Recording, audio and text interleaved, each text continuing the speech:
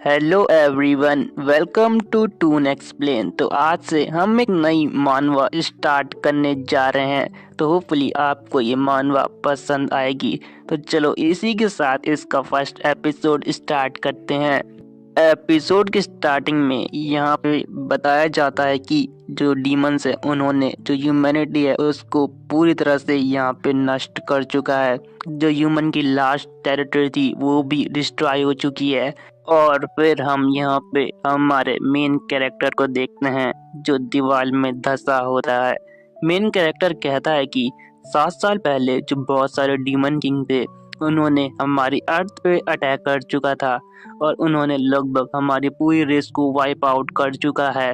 अभी हम एक डीमन किंग को देखते हैं जो कहता है कि ओ बच्चे, तुम ह्यूमैनिटी की लास्ट होप हो, तो चलो तुम्हें भी खत्म किया जाए क्योंकि जो तुम्हारी पूरी रेस है वो एक पैथेटिक कचड़ा है, कचड़ा, बाकी कुछ नहीं। आगे यहाँ पे जो डीमन किंग होता है वो हमारे मेन कैरेक्टर पे अटैक कर देता है और अटैक करते हुए डीमन किंग कहता है कि चलो अब तुम मेरे खाना बन जाओ और तुम्हारी वजह से अब मेरी थोड़ी बहुत पावर भी बढ़ेगी और अब मैं बन जाऊंगा अल्टीमेट डीमन किंग। और इसी के साथ वो हमारे मेन कैरेक्टर पे एक बहुत खतरनाक अटैक करता है। तो हमारा मेन कैरेक्टर है उसको यहाँ पे बहुत पेन हो रहा होता है। मेन कैरेक्टर सोच रहा होता है कि मेरी सिस्टर, मेरे कॉमरेड्स और मेरे मास्टर, इन डीमंस ने सबको खत्म कर दिया। एवरी सिंगल पर्सन जिसे मैं पसंद करता था इन्होंने उन सबको डिस्ट्रॉय कर दिया। हमारा एमसी आगे कहता है कि अब मैं सिर्फ एक ही चीज कर सकता हूँ। इसी के साथ हम देखते हैं जो हमारा मेन कैरेक्टर है उसके अंदर से बहुत पावर निकलना स्टार्ट हो जाती है। मेन कैरेक्टर कहता है कि मैं तुम सब कमीनों को अपने साथ नर्क में लेके जाऊंगा और तुम्हें डिस्ट्रॉय कर दूंगा। एसएस रैंक टर्मिनस आर्क अपनी स्किल का यूज करते हुए जो हमारा मेन कैरेक्टर है वो अपनी पूरी पावर्स को गैदर करना स्टार्ट कर देता है। यहाँ पे वो डीमन किंग कहता है कि आखिर ऐसे कैसे हो सकता है, ये हम पे ऐसा अटैक कैसे कर सकता है। यहाँ पे हमारा मेन कैरेक्टर कहता है कि तुम्हारी वजह से मैंने अपना सब कुछ खो दिया। सबसे पहले मेरी बहन मुझसे दूर हो गई, उसके बाद जो मेरे मास्टर हैं वो भी मुझसे दूर हो गए और फिर जो मेरे मॉम डैड थे वो भी मुझसे दूर चले गए। अब बताओ कि मैं जीऊंगा कैसे, लेकिन मैं तुम्हें भी नहीं जीने दूंगा।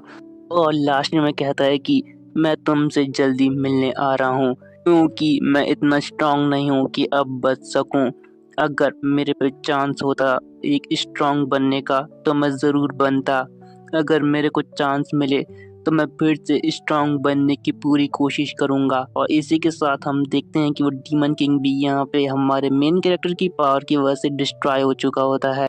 एमसी लास्ट में कहता है कि अगर मुझे मौका मिले कि मैं पास्ट में चले जाऊं और जो फर्स्ट डीमन किंग है उसे रोक दूं तो जो अब तक मेरे साथ हुआ है वो कुछ नहीं होता और मैं अभी तक अपना कुछ नहीं खोया होता। और जैसे एमसी ये कहता है तभी सीन यहाँ पे शिफ्ट होता है गाइस। जैसे कि हर मानव में होता है हमारा एमसी रीइंकार्नेट हो चुका है। यहाँ पे एमसी अपनी आंखें खोलते हुए कहता है कि आखिर मैं हूँ कहाँ, क्या मैं मर चुका हूँ?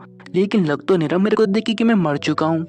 आखिर ये जगह कौन सी है और मैं अभी हूँ कहाँ पे? तभी हमारा एमसी खिड़की से बाहर देखता है। यहाँ पे हम देखते हैं कि एमसी अपनी स्कूल इन्फर्मरी में होता है। वो अपनी स्कूल लाइफ में वापस आ चुका है। एमसी यहाँ पे कहता है कि क्या वर्ल्ड तो डिस्ट्रॉय हो चुका था, तो आखिर ये सब लोग हैं कौन और यहाँ क्या कर रहे हैं? तब भी आगे हम देखते हैं कि एमसी कहता है कि बहुत टाइम के बाद मैंने ये एक्सेप्ट कर लिया कि मैं अपनी यूनिवर्सिटी में वापस आ चुका हूँ। मतलब मैं पास्ट में लगभग 10 साल पीछे आ चुका हूँ। जब एमसी ये कह रहा होता है तभी हम देखते हैं कि उसके सामने एक विंडो स्क्रीन ओपन होती है जिसमें लिखा होता है कि तुम्हारा इंटीग्रेशन कंप्लीट हो चुका है और तुम जो सब कुछ शुरू हुआ था उसके पहले आ चुके हो। और यहाँ पे हमें डेट और टाइम सब दिखाया जाता है जो तुम देख ही सकते हो, मुझे बोलने की जरूरत नहीं है। एमसी यहाँ पे शीशे में देखते हुए कहता है कि क्या मैं 10 साल पीछे आ चुका हूँ? लगता है कि अभी 3 साल है जब डीमन किंग्स हमारी धरती पे अटैक करेंगे। आगे एमसी कहता है कि आज से 3 साल बाद जो फर्स्ट डीमन किंग है व्रॉथ वो हमारी अर्थ पे अटैक करेगा और इसी के बाद हमारी अर्थ में धीरे धीरे करके बाकी डीमन किंग्स भी अटैक करना स्टार्ट करेंगे। वो वर्थ ही है जिसकी वजह से जो बाकी डीमन किंग है उन्होंने हमारी धरती पे आना स्टार्ट करा और सब कुछ एक एक करके तबाह कर दिया और लास्ट में हम पूरी तरह से तबाह हो गए। लेकिन अब मैं वो गलती फिर नहीं करूँगा। यहाँ पे एमसी फिर कहता है कि जैसे कि मैं पास्ट में वापस आ चुका हूँ तो अब मेरे पे एक चांस है कि मैं सब कुछ फिर से ठीक करूं और जो सारे गेट्स हैं उनको धरती पे खुलने से रोकूं और जो फर्स्ट डीमन किंग है उसे भी संभालूं ताकि जो सब कुछ है वो चेंज हो सके। अब मेरे पे चांस है कि मैं सब कुछ चेंज कर सकता हूँ। फाइनली ये सब हो गया। इसके बाद यहाँ पे सीन शिफ्ट होता है। एमसी बता रहा होता है कि जब भी मैं अपनी आंखें खोलता हूँ तो मेरे सामने ये स्क्रीन विंडो पॉपअप होती है जिसमें लिखा होता है पावर ऑफ ग्लटनी। आखिर ये चीज़ है क्या? तभी वो सिस्टम को देख के सोचता है कि क्या ये तो बिल्कुल गेम की तरह लग रहा है। क्या ये अभी मेरे करंट एट्रीब्यूट्स को मुझे बता रहा है? मैंने आज से पहले ऐसा कुछ नहीं देखा क्योंकि जो मेरी पास्ट लाइफ थी उसमें मैं हमेशा अपनी अवेकन पावर का यूज करता था लड़ने के लिए। और फिर हमें यहाँ पे 5 अवेकन पावर के बारे में दिखाया जाता है, बताया नहीं जाता, दिखाया जाता है। एमसी यहाँ पे कहता है कि जो 1000 में से सिर्फ एक ही पर्सन होता है जिसके अंदर ये पावर एक्टिवेट होती हैं। और जो मेरी एकेडमी है जहाँ मैं अभी पढ़ता हूँ, इस एकेडमी के पास ये पोटेंशियल है कि ये किसी की भी पावर को एक्टिवेट करा सकती है और ये है नेशनल अवेकनर्स यूनिवर्सिटी। लेकिन बदकिस्मती से मैं अपनी पावर को एक्टिवेट नहीं कर सका जिसकी वजह से मुझे पूरे 4 साल तक बॉटम में रहना पड़ा और जो मेरी अवेकन पावर्स थी उन्होंने मुझे किक कर दिया था। कहीं यही तो वजह नहीं है कि मैं स्कूल इन्फर्मरी में अभी अवेकन हुआ हूँ। अवेकन नहीं मतलब रीइंकार्नेट हुआ हूँ। जैसे वो कहता है उसके सामने फिर से उसके स्टैट्स दिखाए जाते हैं। जैसे ही एमसी अपने एट्रीब्यूट्स को पढ़ता है वो कहता है क्या एक लाइटनिंग टाइप असैसिन? ये तो बिल्कुल जो एबिलिटी है वो मेरी प्रीवियस लाइफ की है। कहीं ऐसा तो नहीं कि मेरी प्रीवियस एबिलिटी अभी भी मेरे अंदर है, मैं उसको अभी भी अपनी बॉडी में फील कर सकता हूँ। तो चलो अब जो ये पावर है इसे टेस्ट करने का वक्त आ चुका है। तभी वहाँ पे हम देखते हैं कि जो उसकी एबिलिटीज हैं वो लोड हो रही होती हैं। एमसी कहता है कि लगता है कि अब मुझे इसे टेस्ट कर लेना चाहिए। तभी जो उसका डोर है उस पे खटखटाहट होती है।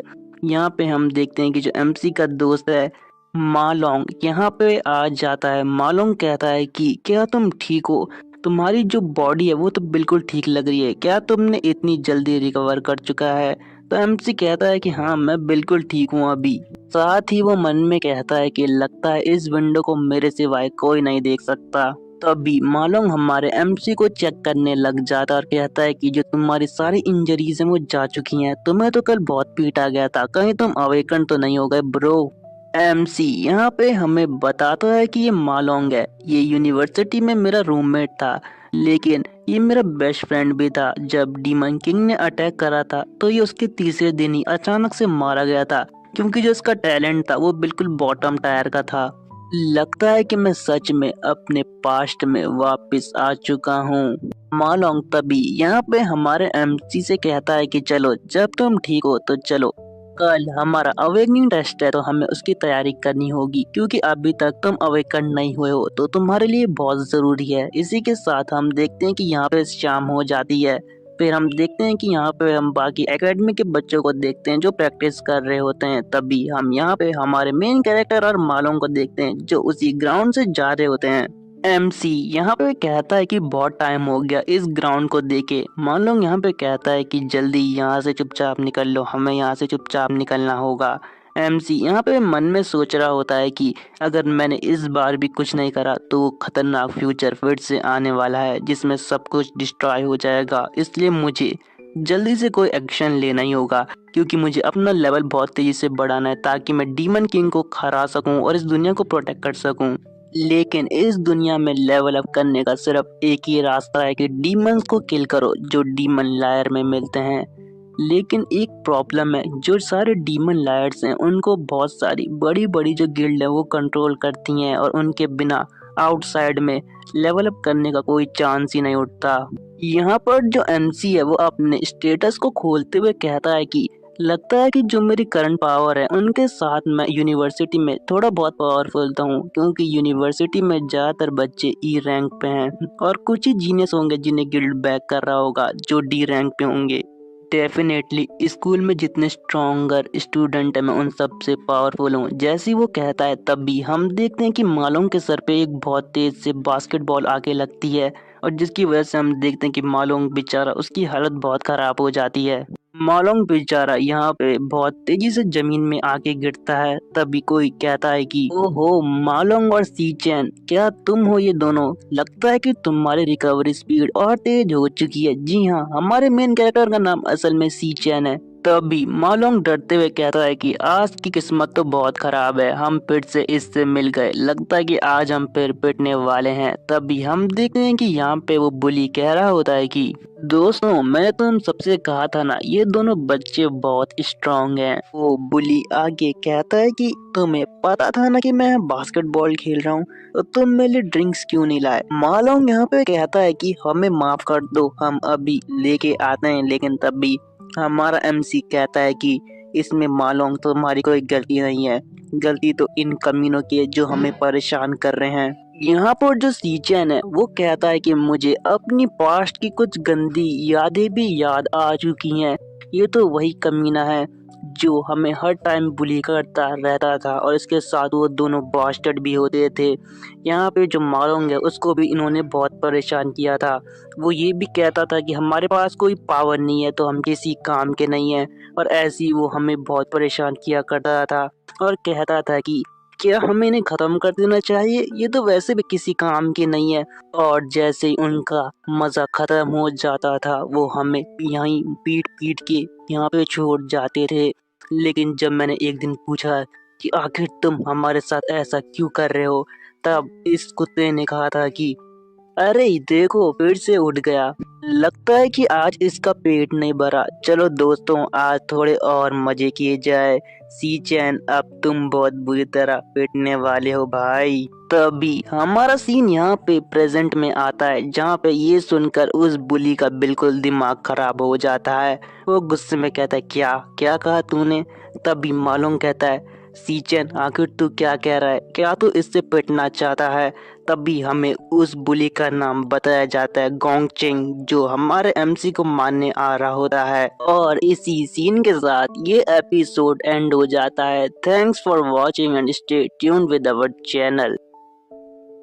एपिसोड के स्टार्टिंग में यहाँ पे जो गोंगचैंग होता है वो हमारे एमसी को मारने के लिए आ रहा होता है। हमारा एमसी कहता है कि गोंगचैंग इतना पावरफुल नहीं है, लेकिन जो इसका भाई है वो सबसे स्ट्रॉन्गेस्ट स्टूडेंट काउंसिल प्रेसिडेंट है, इसलिए इसकी इतनी हिम्मत होती है हमें परेशान करने की। यहाँ पर बाकी बच्चे कह रहे होते हैं कि लगता है कि गोंगचैंग इन दोनों को फिर मारने वाला है। बाकी कोई कहता है कि ये तो अभी हॉस्पिटल से आए, क्या दोबारा वहीं जाना चाहते हैं?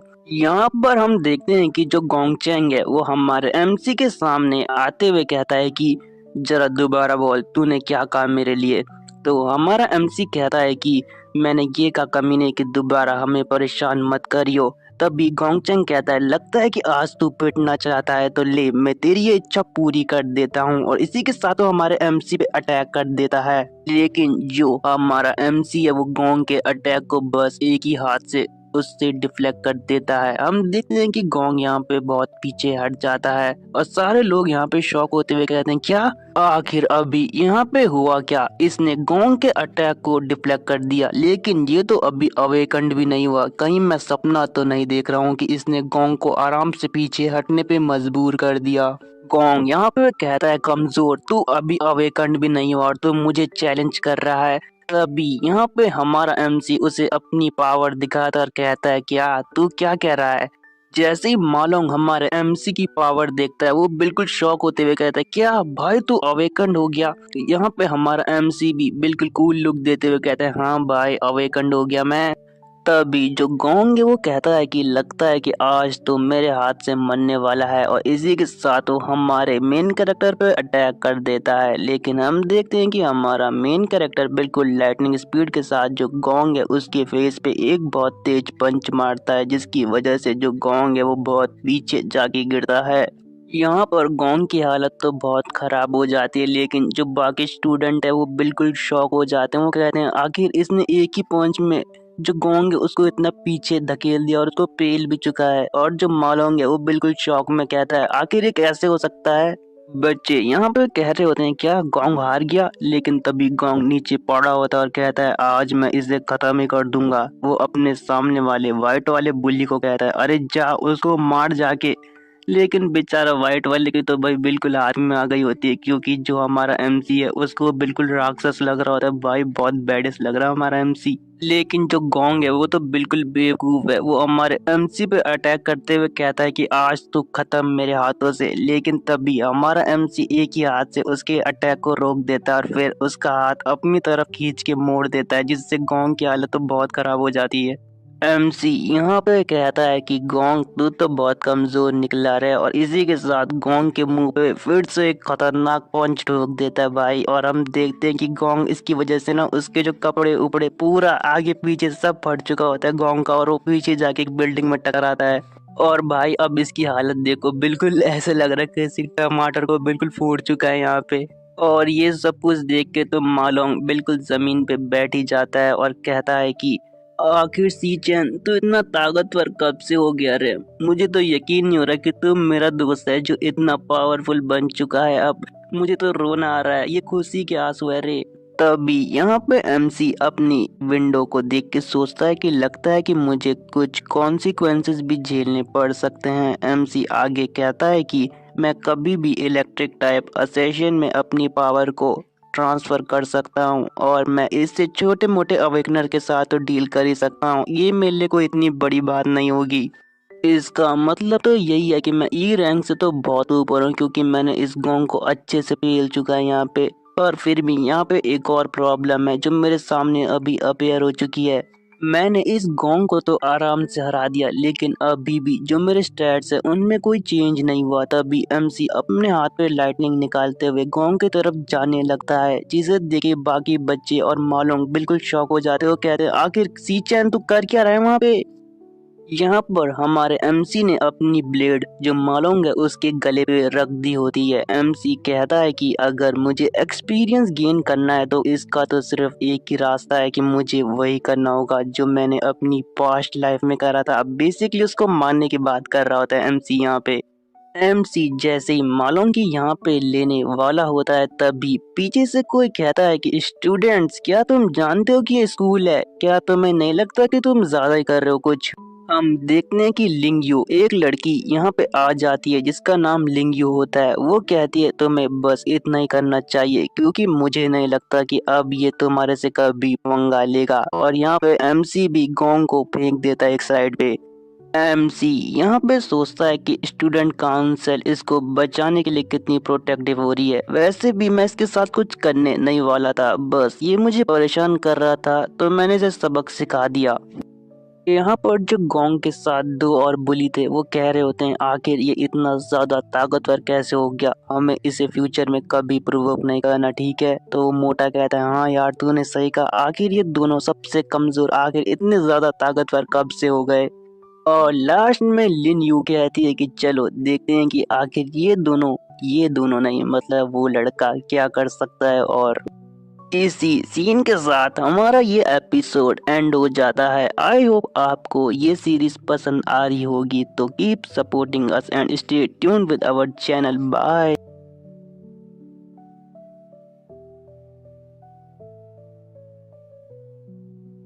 Hello everyone, welcome to our channel. तो यहाँ से जो नया एपिसोड है वो स्टार्ट हो चुका है। एपिसोड के स्टार्टिंग में यहाँ पे मालोंग बोल रहा होता है कि आखिर तुम मेरी बात का यकीन क्यों नहीं कर रहे हो। जो सीचैन है वो एक लाइटनिंग असैसिन में अपनी अवेकनिंग कर चुका है, और उसने गोंग चैंग को भी ऐसे पीटा है कि आज के बाद गोंग चैंग हमारी तरफ आंख उठा के भी नहीं देखेगा। यहाँ पर जुओ नाम का एक लड़का ये सब सुन रहा होता है। जुओ कहता है, अच्छा ऐसी बात है तो बताओ आखिर सीचेन है कहाँ? क्या तुम्हें मैं पागल लग रहा हूँ? अगर सीचेन सच में अवेकन हुआ होगा तो आखिरकार वो इतनी बारिश में बाहर फिजिकल ट्रेनिंग क्यों कर रहा है, जबकि वो तो अवेकन हो चुका है, वो तो पहले से स्ट्रांग होगा ना। तभी हम यहाँ पर एक दूसरे लड़के को भी देखते हैं जिसका नाम यू होता है। यू कहता है कि लगता है कि गोंगचैंग ने आज इसे कुछ ज्यादा ही मार चुका है, इसलिए इसका दिमाग खराब हो गया है यहाँ पे।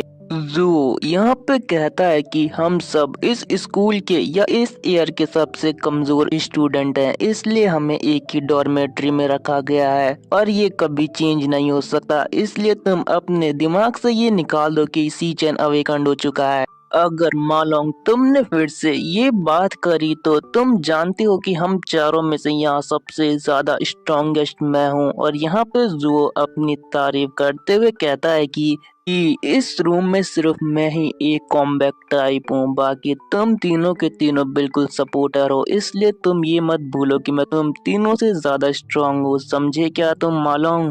वैसे भी जो सीजन है वो बहुत ज्यादा कमजोर है मेरे सामने। मुझे लग रहा है कि मैं धीरे धीरे पावरफुल हो रहा हूँ और जल्दी मैं इस स्कूल का भी टॉप स्टूडेंट बन जाऊंगा। तभी पीछे से युग कहता है कि कल हमारा ग्रेजुएशन इवैल्यूएशन है हमारी रैंक का, इसलिए हमें उसकी तैयारी करनी चाहिए। यहाँ पर फिर सीन शिफ्ट होता है, हमें E rank training demon lawyer दिखाई जाती है जिसके अंदर से एक लड़का बाहर आ रहा होता है और ये और कोई नहीं जिसको अभी सीचेन ने पेला था, उसका बड़ा भाई गोंगटेंग है, स्टूडेंट काउंसिल का प्रेसिडेंट। वो बाहर आते हुए सोल्जर से कहता है कि चलो आज की ट्रेनिंग यहीं खत्म होती है।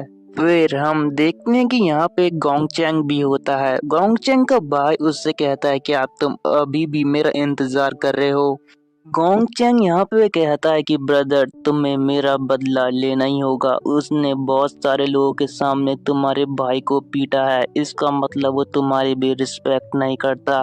गोंगचैंग का ब्रदर यहाँ पे कहता है कि ठीक है गोंगचैंग, मैं तुम्हारे लिए उससे बदला जरूर लूंगा, मैं उसे खुद हैंडल कर लूंगा गोंगचैंग। इसके बाद हमारा सीन यहाँ पे शिफ्ट होता है, वही लड़की होती है जो हमें पहले दिखाई गई थी। वो टिंग से कहती है कि आखिर तुम हैंडल कैसे करोगे उसे? तो टिंग कहता है कि मैं सिंपली कुछ लोगों को भेज के उसे पिटवा दूंगा, बाकी ज्यादा कुछ नहीं करना। आगे से वो लड़की टिंग से कहती है कि तुम्हें पता है ना कि 10 से भी कम लोग यहाँ पे इस स्कूल में डी रैंक पे प्रमोट हुए हैं और तुमने उन सबको अपने क्लब में शामिल कर चुका है। इसका मतलब कि तुम्हारे पास सबसे स्ट्रॉन्गेस्ट फोर्स है अभी स्कूल की, और तुम्हारे पास जो डीमन लायर है उसका वो एंट्रेंस पास भी है जिससे कि तुम अपनी पावर बढ़ा सकते हो, और बाकी जो कमजोर अवेकनर्स है वो तुम्हारा मैच भी नहीं कर सकते टेंग, इसलिए तुम्हें टेंशन लेने की कोई जरूरत नहीं है भाई। इस लड़की को तो अभी हमारा एमसी बताएगा ना, जब इसको पेलेगा तब मजा आएगा।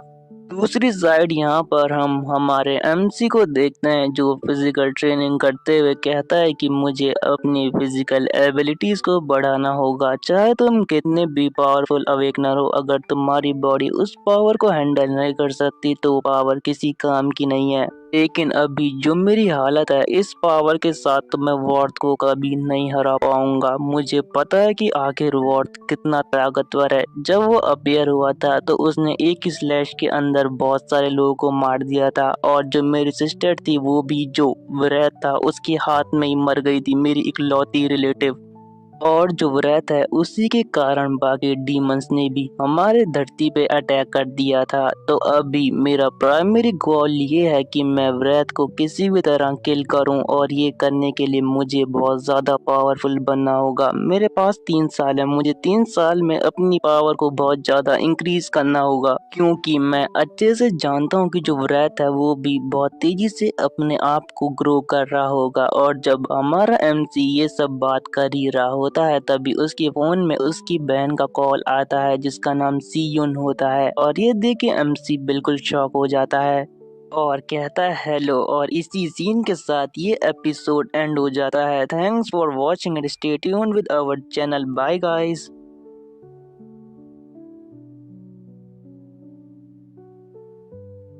लास्ट पार्ट के एंड में हमने देखा था कि यहाँ पर जो एमसी है उसको उसकी सिस्टर का कॉल आता है जिसका नाम सीयुन होता है। यहाँ पर एमसी जैसे ही कॉल उठाता है तो सामने से उसकी सिस्टर यहाँ पे कह रही होती है कि ब्रदर, आज तुमने मेरे को इतनी बार कॉल क्यों करा है? वैसे जो मेरा फोन था वो डेड हो चुका था इसलिए मैं उठा नहीं पाई।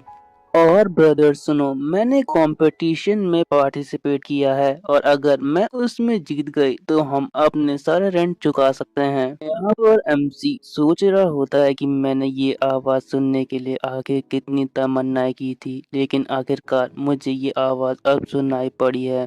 यहाँ पे सामने से सियोन कहती है, ब्रदर मुझे लग रहा है कि वहाँ बारिश हो रही है, तो आखिर तुम इतनी बारिश में बाहर क्या कर रहे हो ब्रदर? और तुम मेरी बातों का रिप्लाई क्यों नहीं कर रहे हो? तो यहाँ पे एमसी कहता है ऐसा कुछ नहीं है, और यहाँ पर हम देखते हैं कि एमसी की जो स्माइल है उसमें एक सेटिस्फेक्शन होती है। एमसी कहता है कि आखिरकार मैं इतने सालों बाद फिर से अपनी बहन से मिलने वाला हूँ।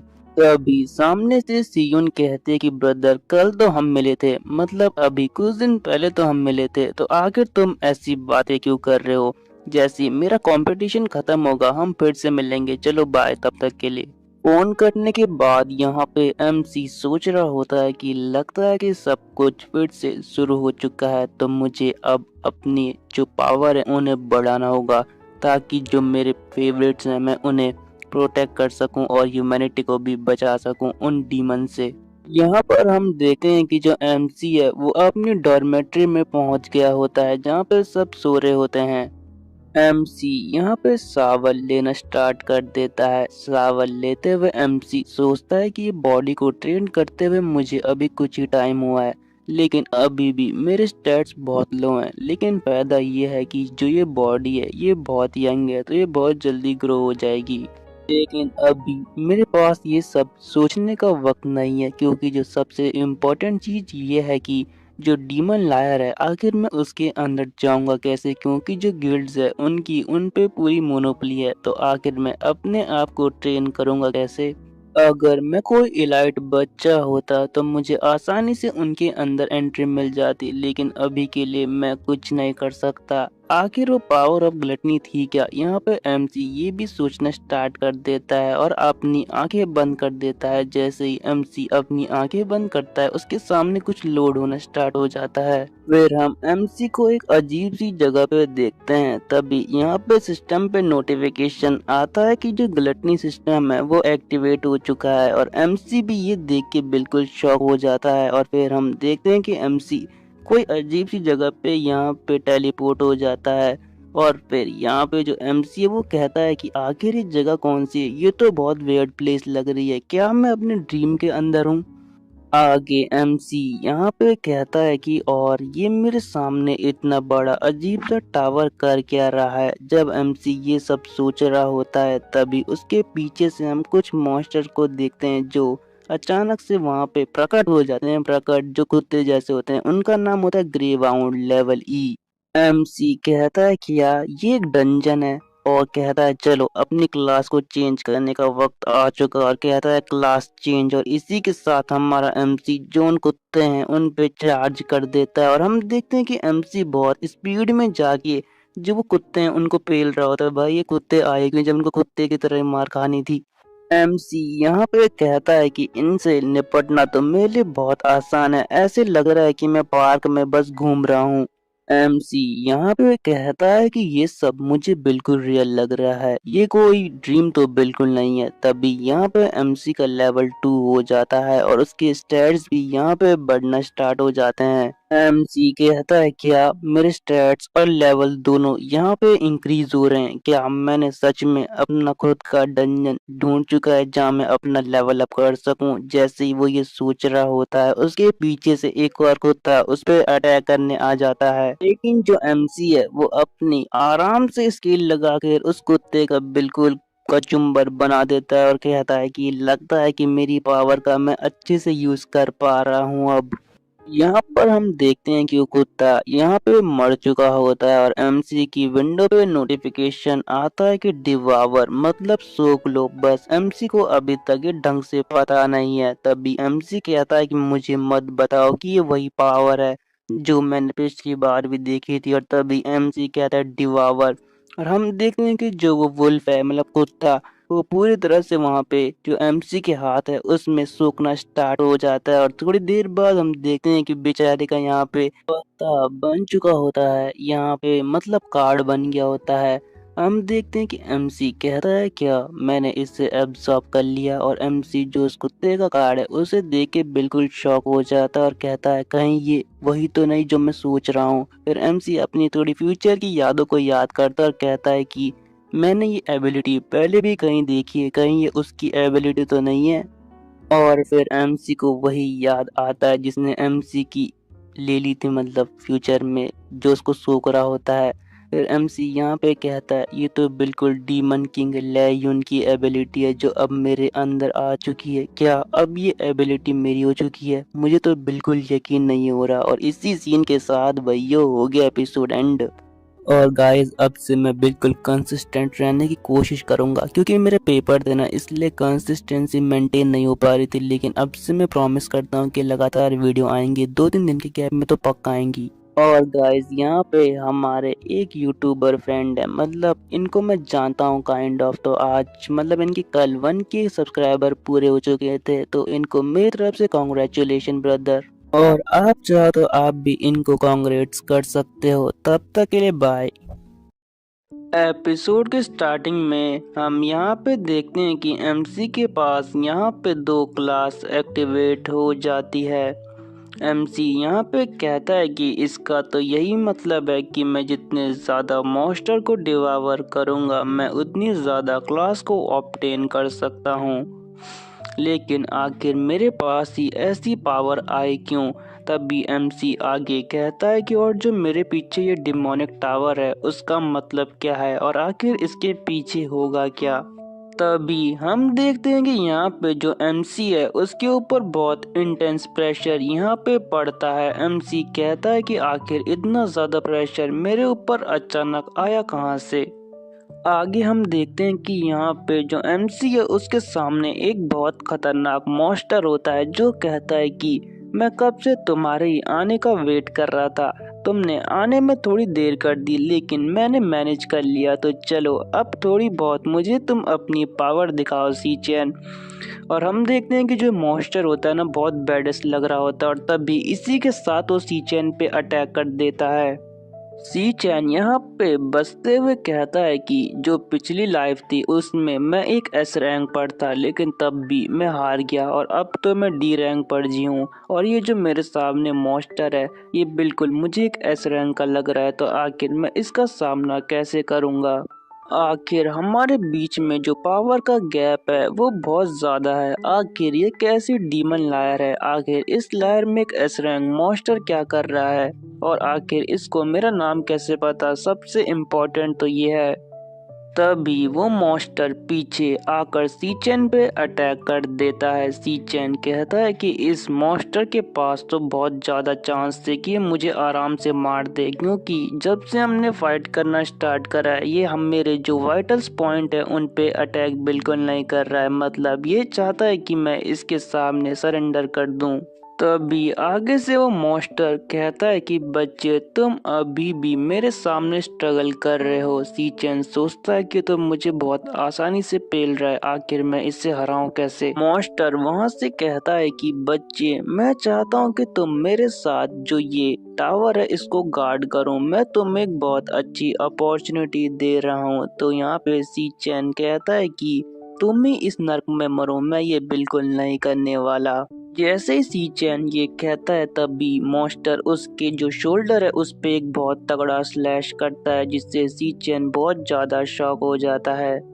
मॉन्स्टर आगे से कहता है कि तूने क्या सोचा मैं तुझे मारूंगा? नहीं, मैं अभी तक सिर्फ इसलिए तुझे बचा रहा था क्योंकि यहाँ पे तू पहला इंसान है जो आया है, इसलिए मैं तुझे थोड़ा सा बख्श रहा था। इसी के साथ वो मॉन्स्टर वहाँ पे आसपास के मॉन्स्टर की जो डेड बॉडी है उनसे एनर्जी एब्जॉर्ब करना स्टार्ट कर देता है और कहता है कि मैं तुझे लास्ट बार पूछ रहा हूँ बच्चे, क्या तू मेरे सामने सरेंडर कर रहा है?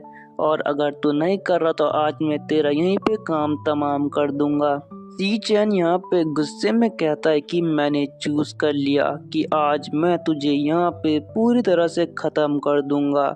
आगे से हम देखते हैं कि वो मॉन्स्टर भी सी चैन पे अटैक कर देता है और कहता है कि तू बहुत नादान है बच्चे, आज तेरा यहीं पे काम तमाम हो जाएगा।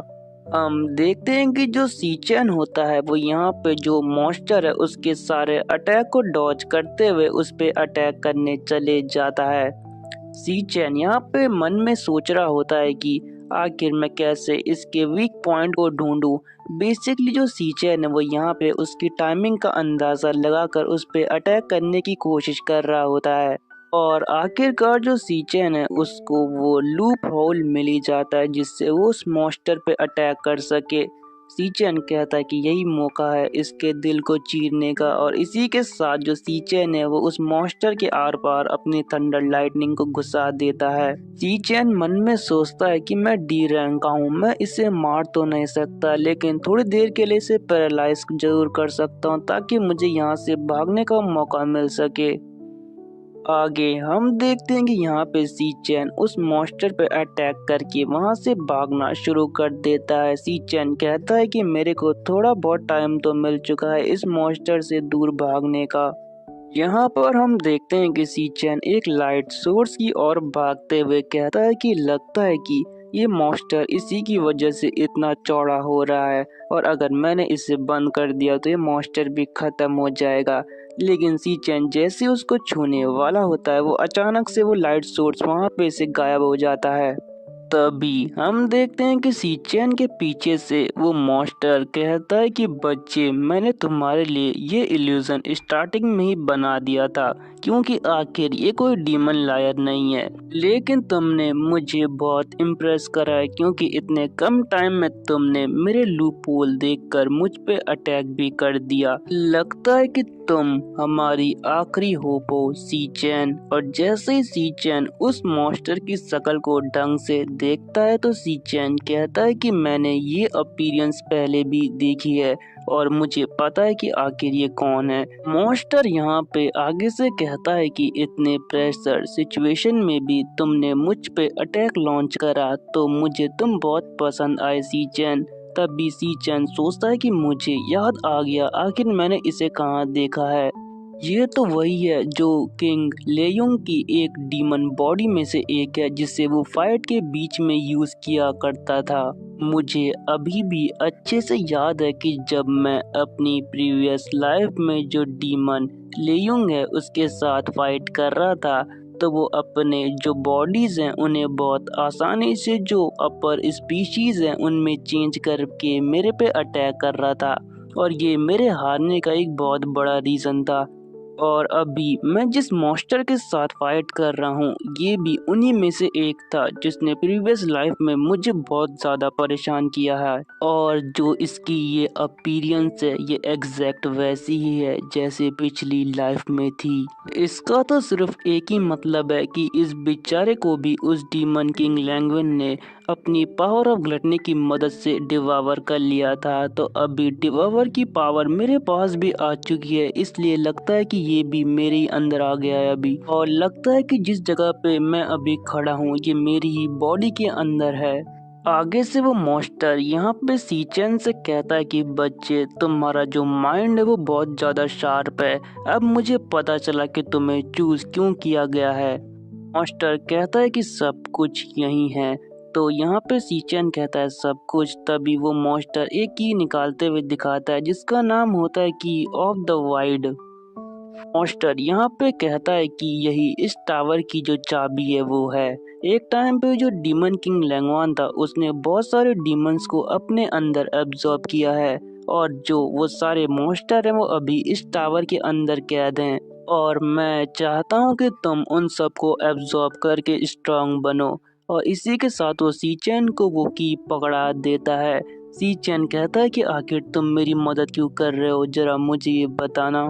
तभी वो मॉन्स्टर यहाँ पे कहता है कि जो डीमन किंग है उसने मेरे पूरे परिवार को बस अपनी लालच के लिए तबाह कर दिया और अब मैं चाहता हूँ कि तुम उससे मेरा बदला लो और इसी के साथ जो मेरी आखिरी होप हो वो सिर्फ तुम हो सी-चैन। तो जल्दी से पावरफुल बनो और जो डीमन किंग है उससे सब कुछ बदला हिसाब पूरा करना। मुझे लगता है कि उस आदमी ने बिल्कुल सही कहा था। तो यहाँ पे सी-चैन बोलता है कि आखिर वो गाय कौन है, तुम किसकी बात कर रहे हो। तो आगे से मॉन्स्टर कहता है कि तुम्हें उन सवालों के जवाब इस टावर में खुद ही ढूंढने होंगे सी-चैन। अभी मैं फिलहाल के लिए तुम्हें कुछ नहीं बता सकता और चलो अब वहाँ पे खड़े मत रहो, जल्दी से मेरी पावर को यहाँ पे एब्जॉर्ब कर लो। तो सी-चैन कहता है क्या तुम क्या बात कर रहे हो, मैं तुम्हारी पावर को एब्जॉर्ब कर लूँ। मॉन्स्टर कहता है कि जैसे ही तुम मेरी पावर को एब्जॉर्ब करोगे तो तुम बहुत ज़्यादा यहाँ पे पावरफुल हो जाओगे। तो चलो जल्दी सबको डिवावर करो, स्ट्रांग बनो और उस टावर में जाके जो बाकी डीमंस हैं उन्हें भी डिवावर करना। और मैं तुम्हें बता दूं कि वो बहुत ज़्यादा खतरनाक है, वो तुम पे बिल्कुल इजी नहीं जाएंगे जैसे मैं तुम पे इजी गया था, क्योंकि वो बहुत ज़्यादा खतरनाक डीमंस है, इसलिए तुम्हें ध्यान रखना होगा अपना। और जब तुम ये सब कुछ एंड्योर कर लोगे तो तुम जो इस वर्ल्ड है उसकी पीक पे रहोगे। क्या तुम मेरी बात समझ गए सी-चैन। सी-चैन यहाँ पे बहुत शॉक हो के ये सब सुन रहा होता है।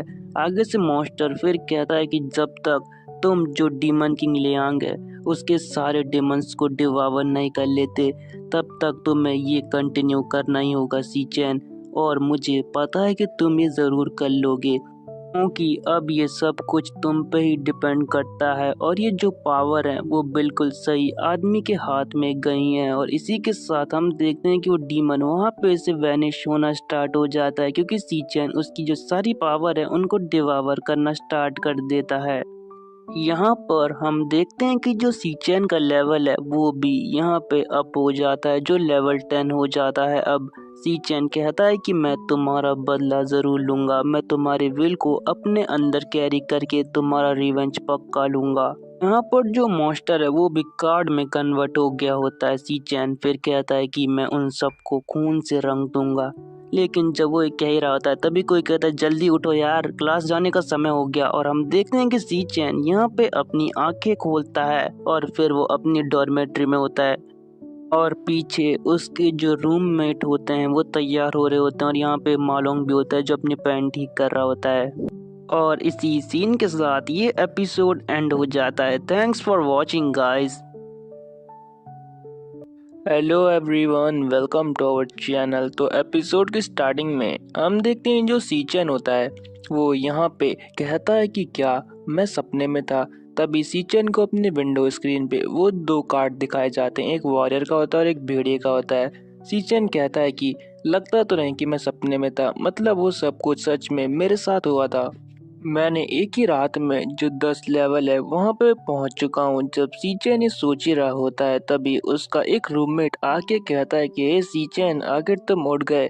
कल रात कोई तुम्हारी बहुत तारीफ कर रहा था, वो कह रहा था कि तुम एक पावर हाउस बन चुके हो। और ये और किसी की नहीं, जो मालोंग है उसकी बात कर रहा होता है। और जो मालोंग है वो भी ये सब कुछ सुन रहा होता है और थोड़ा मतलब शर्मा रहा होता है। यहाँ पे आगे वो लड़का कहता है कि सी-चैन, तुम्हें पता है ना कि इस रूम में सबसे ज्यादा पावरफुल मैं हूँ।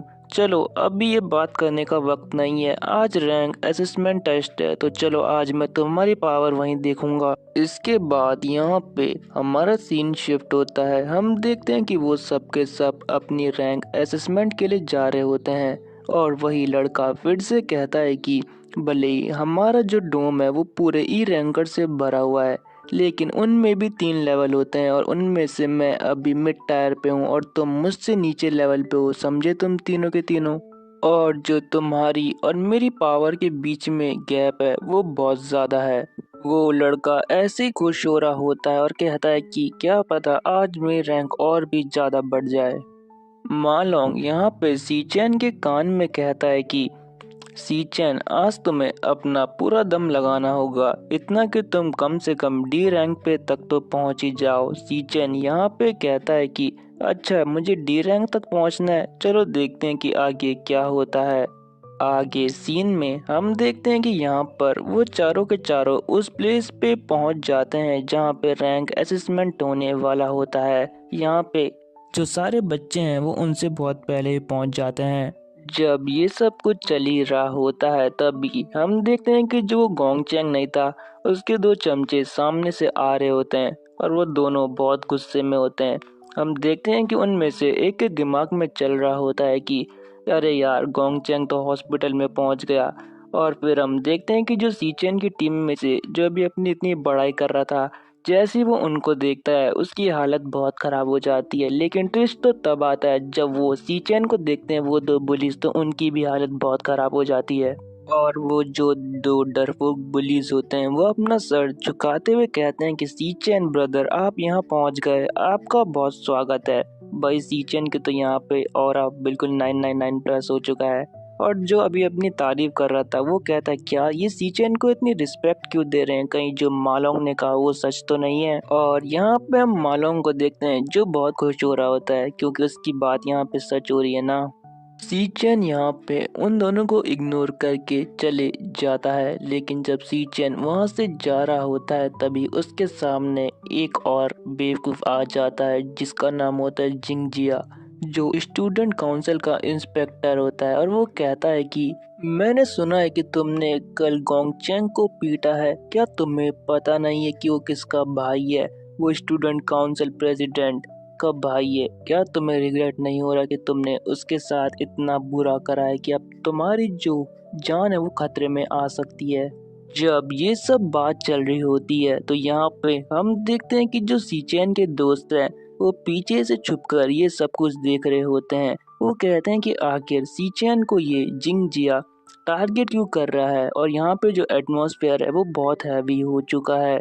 यहाँ पर जो जिंगजिया है वो सीचेन के कान में कहता है कि मेरे पास एक एबिलिटी है, मैं किसी भी पावर हाउस की स्मेल को आराम से पहचान सकता हूँ और मुझे वो स्मेल आसपास से आ रही है, लेकिन मुझे तुमसे बिल्कुल एक पैथेटिक बदबू आ रही है जो किसी काम की नहीं है।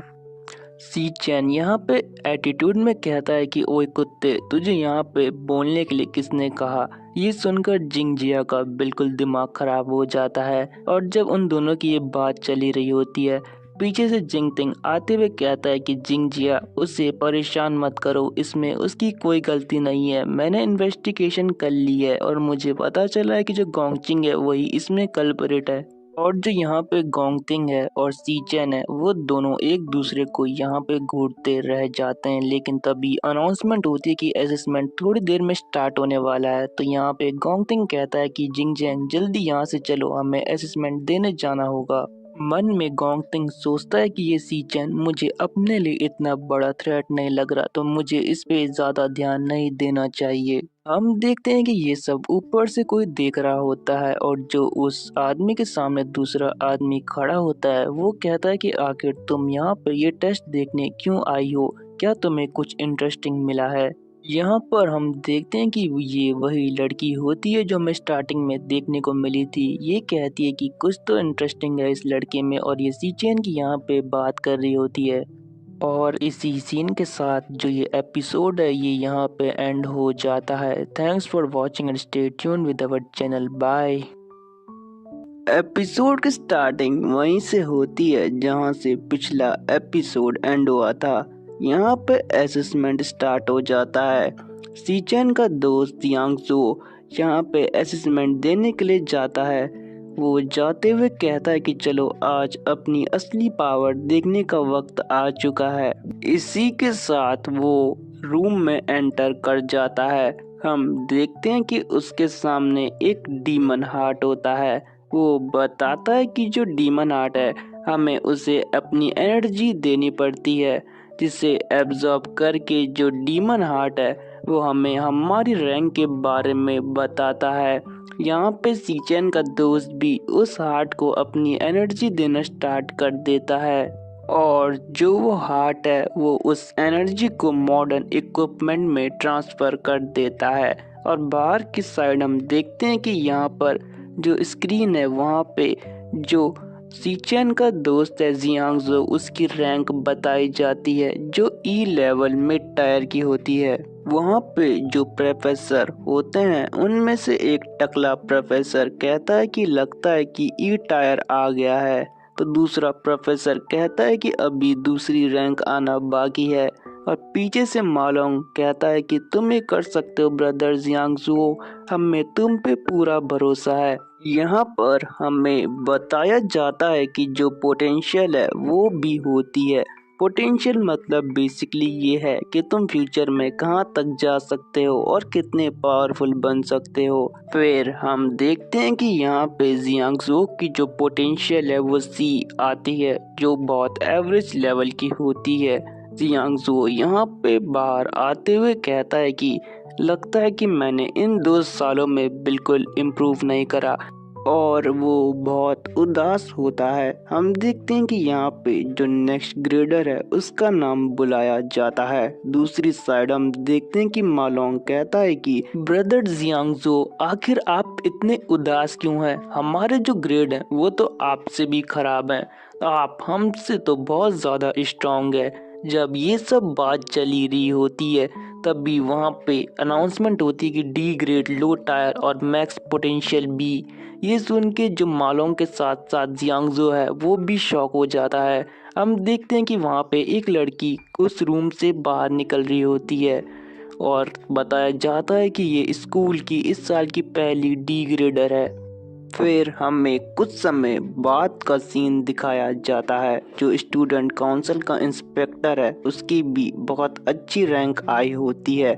हम देखते हैं कि यहाँ पे प्रोफेसर बात कर रहे होते हैं कि लगता है कि इस साल का जो असेसमेंट है वो बहुत बढ़िया होने वाला है। लगता है कि हमारे स्कूल को बहुत नए नए जीनियसेस मिलने वाले हैं और हमारे स्कूल का नाम बहुत रोशन होने वाला है। लगता है कि जो इस साल का टेस्ट है वो बहुत बढ़िया होने वाला है। फिर हम देखते हैं कि यहाँ पे दूसरे ग्रेडर का नाम पुकारा जाता है, जो और कोई नहीं जिंगतिंग होता है। जब जिंगतिंग का यहाँ पे नाम पुकारा जाता है तो सारे स्टूडेंट कहने लगते हैं कि हम इसी का वेट कर रहे थे, हम कब से जिंगतिंग का जो रैंक है वो जानने के लिए उत्सुक है। हमने यहाँ पे सुना है कि वो 2 साल पहले ही जो डी ग्रेड मिड टायर है वो वहाँ पे पहुँच चुका था, और जो हमारी कॉलेज हिस्ट्री है उसमें डी ग्रेड जो मिड टायर है वो सबसे हाईएस्ट रैंक है अभी तक की। यहाँ पर जो सीचन है वो भी ये सब कुछ सुन और देख रहा होता है। फिर हम देखते हैं कि यहाँ पे जो जिंगतिंग है वो उसी रूम के अंदर चले जाता है जहाँ पे डीमन हार्ट रखा होता है। जिंगतिंग और जो डीमन हार्ट है वो एक दूसरे को घूरना स्टार्ट कर देते हैं। जिंगतिंग यहाँ पे डीमन हार्ट को देख के सोचता है कि अगर मैंने अपनी पूरी पावर का यूज़ करा तो इस पूरे जो शहर है वहाँ सेंसेशन चली जाएगी कि मैं इतना पावरफुल हूँ। तो अभी के लिए जो मैं अपनी पावर है उसे थोड़ा होल्ड करके रखूँगा, लेकिन फिर भी मैं हिस्ट्री क्रिएट करूँगा कि मैं सबसे तगड़ा स्टूडेंट हूँ इस कॉलेज की हिस्ट्री का। फिर हम देखते हैं कि यहाँ पे जिंगतिंग की रैंक और पोटेंशियल दोनों असिस्ट होना स्टार्ट हो जाती है। यहाँ पे प्रोफेसर थोड़ा शॉक हो जाता है क्योंकि जो जिंगतिंग का ग्रेड था वो डी हाई टायर और जो मैक्स पोटेंशियल था वो एस लेवल का था। ये देख और सुन के तो जो सारे बच्चे हैं और जो प्रोफेसर है वो सब पागल हो जाते हैं। खासकर जो यहाँ पे जिंगतिंग के चमचे होते हैं वो तो बिल्कुल ही पागल हो जाते हैं। वो कहते हैं ये बॉस आपने कर दिखाया, अब हमारे सामने कोई नहीं टिक सकता। मालोंग भी यहाँ पे कहता है कि हमारे स्कूल ने हिस्ट्री क्रिएट कर चुकी है, ये मजा आ गया। दूसरी साइड जो प्रोफेसर है वो कह रहे होते हैं क्या हमें हायर अप्स को इस बात के बारे में इन्फॉर्म करना चाहिए। तो वहाँ पे दूसरा प्रोफेसर कहता है हाँ हमें ये करना ही होगा, ये हमारे नेशन की बिल्कुल एक हेडलाइन बनने वाली है कि एक इतना बड़ा इंपीरियल गिल्ड का जो वारिस है वो इतना पावरफुल निकल चुका है। फिर से हमें यहाँ पे जो जिंगतिंग है उसकी रैंक दिखाई जाती है और उसके ग्रेड दिखाए जाते हैं। दूसरी साइड जहाँ पे वो लड़की और वो प्रोफेसर मतलब एक लीडर खड़ा था वो आपस में बात कर रहे होते हैं। यहाँ पे वो जो आदमी है वो कहता है कि लगता है कि इस साल बहुत टैलेंटेड स्टूडेंट आए हैं, अब मुझे लगता है कि तुम जिंगतिंग की परफॉर्मेंस देखने ही यहाँ पे आई हो, क्यों मैं सही कह रहा हूँ ना? तो लड़की कहती है नहीं ये पूरी तरह से सच नहीं है, एज कम्पेयर टू जिंगटिंग मैं सी चैन है उसकी परफॉर्मेंस देखने आई हूँ क्योंकि मुझे वो बहुत ज़्यादा इंटरेस्टिंग और पावरफुल लग रहा है। गाइस, जो उस लड़की के बगल में आदमी खड़ा है उसका नाम यू लॉन्ग है जो एकेडमी का प्रिंसिपल है। और गाइस, इससे आप उस लड़की की जो पावर है उसका अंदाजा लगा सकते हो। दूसरी साइड हम देखते हैं कि वही इंस्पेक्टर यहाँ पे सीचैन के पास आते हुए कहता है कि सीचैन बेटा, जब तेरी रैंक बहुत गंदी आएगी ना तो तेरी शक्ल देखने में मुझे बहुत मजा आएगा और मैं तेरी शक्ल अपनी इन आंखों से देखूंगा कि तुम मुझसे नजरें कैसे मिला पाता है। तुम सब एक वीकलिंग का बस झुंड हो जो इस एकेडमी के ऊपर एक बोझ है। मालहोंग यहाँ पे चिल्लाते हुए कहता है कि तुम बस वेट करो, हमारा दिन भी आएगा। और जब मालहोंग ये कहता है तभी वहाँ पे सीचैन का नाम पुकारा जाता है और इसी के साथ हम देखते हैं कि सीचैन भी उसी रूम के अंदर चले जाता है। यहाँ पर जब सीचैन उस रूम के अंदर जा रहा होता है तो वहाँ पे अधिकतर लोग हंस रहे होते हैं और दूसरी साइड हम सीचैन को देखते हैं जो उस गली के अंदर मतलब उस रूम के अंदर एंटर कर जाता है और उसके सामने और कुछ नहीं होता है डीमन हार्ट जो अपनी जो आंखें हैं उनको खोल के सीचैन को देखता है, लेकिन वो थोड़ा शॉक हो जाता है क्योंकि सीचैन यहाँ पे बहुत गुस्से में उसकी तरफ देख रहा होता है। और इसी सीन के साथ ये एपिसोड एंड हो जाता है। Thanks for watching and stay tuned with our channel. Bye guys. Episode के स्टार्टिंग में यहाँ पर जो सीचैन है वो हमें बताता है कि अगर हमें गिल्ड में किसी तरह से जाना है जो अपर लेवल के गिल्ड हैं तो उसका सिर्फ एक ही रास्ता है कि हम ग्रेजुएशन कॉम्बैट असेसमेंट में अपना बेस्ट दें और बेस्ट गिल्ड हमें चूज करें। इसके लिए हम अपने कोई से भी 10 टीममेट चुन सकते हैं जो हमारे लिए सबसे ज़्यादा यूज़फुल हैं। ये जो एकेडमी है इसमें जो टेस्ट होता है इसका सिर्फ एक ही मोटिव नहीं है, इसके 2-3 अलग अलग मोटिव है। अगर हमने इस टेस्ट में अच्छा परफॉर्म करा तो हमें जो टॉप टायर के गिल्ड हैं वो रिक्रूट कर लेंगे। फिर हमें बताया जाता है कि जो सीचैन आगे बताता है कि जो गोंगतिंग है वो इसी वजह से अपने लिए जो एकेडमी के बेस्ट स्टूडेंट्स हैं उन्हें जमा कर रहा है ताकि वो आसानी से उस असेसमेंट में टॉप कर सके और इससे उससे बहुत अच्छा गिल्ड भी ऑफर हो जाएगा। लेकिन जो वीक हैं उन्हें कोई नहीं चुनना चाहता क्योंकि सबको पता है कि वो लास्ट में एक कचड़े के सिवाय कुछ नहीं है और यहाँ पर वो अपने दोस्तों की बात भी कर रहा होता है। आगे हम देखते हैं कि असेसमेंट के लिए जो सीचैन है उसका नंबर भी आ जाता है, लेकिन हम देखते हैं कि जो सारे बच्चे हैं वो बिल्कुल इंटरेस्टेड नहीं होते। यहाँ पे जिंग जियांग भी गोंगतिंग से कहता है कि प्रेसिडेंट, यहाँ पे कुछ कचड़े बचे हुए हैं जो हमारे कुछ काम के नहीं है, इसलिए हमें यहाँ से जाना चाहिए। गोंगतिंग भी यहाँ पे कहता है कि चलो ठीक है, यहाँ से चलते हैं। लेकिन तब हम देखते हैं कि यहाँ पे जो सीचैन की रैंक है वो अचानक दिखाई देती है जो डी रैंक हाई टायर की होती है, जिसे देख के जो सारे लोग हैं और जो सीचैन के खुद के दोस्त हैं खास करके जो मालोंग है वो कहता है, देखा मैंने कहा था कि सीचैन बहुत ज़्यादा पावरफुल है, अब तुम्हें मेरी बातों पे भरोसा होगा। और ऐसे ही वो बहुत खुश हो रहा होता है। यहाँ पर जो गोंगतिंग और जिंग जियांग जी हैं वो भी बहुत शौक हो जाते हैं। जिंग जियांग की तो कुछ ज़्यादा ही शौक हो जाता है। दूसरी साइड हम अंदर देखते हैं जहाँ पे सीचैन अपनी पावर का यूज़ करके जो डीमन हट है उसे अपनी पावर दिखा रहा होता है। यहाँ पे सीचैन कहता है कि लगता है कि इतनी पावर अभी काफ़ी नहीं है। फिर हम देखते हैं कि यहाँ पे जो सीचैन है वो अपनी क्लास स्विच करके जो वुल्फ मॉन्स्टर है उसमें अपनी क्लास को स्विच कर देता है और कहता है कि देखते हैं कि चलो मेरी सबसे वीकेस्ट डिवावर स्किल कितनी ज़्यादा पावरफुल है। दूसरी साइड हम रैंकिंग बोर्ड की तरफ देखते हैं जहाँ पे अचानक से जो सीचैन की रैंक है वो मिड टायर सी रैंक पे कन्वर्ट हो जाती है, जिसे देख के तो भाई मालोंग तो बिल्कुल चक्कर खाने वाला होता है। और इसी के साथ यहाँ पे इस चीज को देख के जो गोंगतिंग है उसके तो पैरों के नीचे से जमीन ही खिसक जाती है। जिंग जियांग जी यहाँ पे पीछे से कहता है कि ऐसा बिल्कुल नहीं हो सकता, पक्का यहाँ पे कुछ गड़बड़ है। जो प्रोफेसर भी होते हैं वो भी कहते हैं कि आखिर क्या सिस्टम में कुछ खराबी आ चुकी है जो इतनी जल्दी यहाँ पे रैंक चेंज हो रही है। हम अंदर देखते हैं कि यहाँ पे डीमन हार्ट बहुत ज़्यादा शॉक होता है। हम देखते हैं कि यहाँ पे जो सीचैन है वो अपनी जो वुल पावर है उसे अनलीश करने की कोशिश कर रहा होता है। यहाँ पे सीचेन जो अपनी पावर है क्लास है उसे फिर स्विच कर देता है।